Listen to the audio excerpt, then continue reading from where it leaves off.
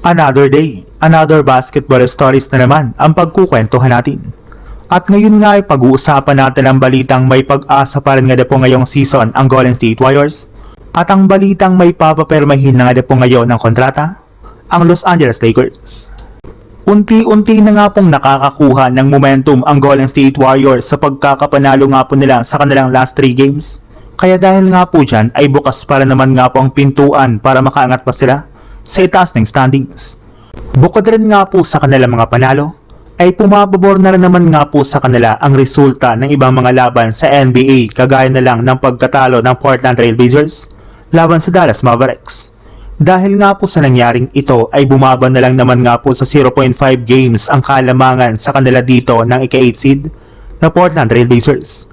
Ibig sabihin, kapag naipanalo pa nga po ng JSW ang kanilang next game at natalo naman ang Portland sa susunod nga po nitong laban ay makakabalik na nga po ang Warriors sa ika-9 seed sa standings. Bagamat man nga po hindi ito magandang pwesto para sa kanilang team ay mabuti na nga po ito kaysa mapako sila sa ika-10 pwesto. Kapag nakuha nga po ng Warriors ang ika-9 seed bago magtapos ang regular season ay magkakaroon nga po sila ng home court advantage sa unang round ng play-in tournament na magagamit nga po nila para makakuha ng momentum.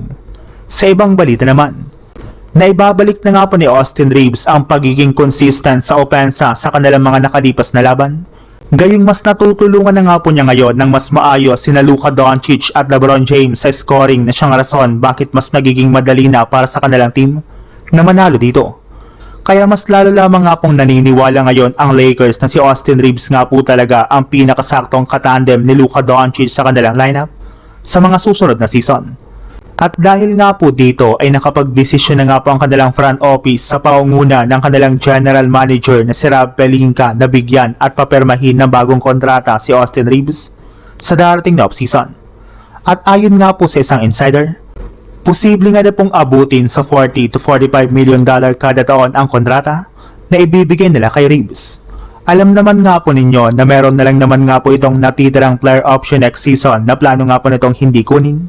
Kaya upang mapanatili nga po nila si AR ay dapat nga po nilang madaliin ang pagpapaperma nila sa kanya ng bagong kontrata.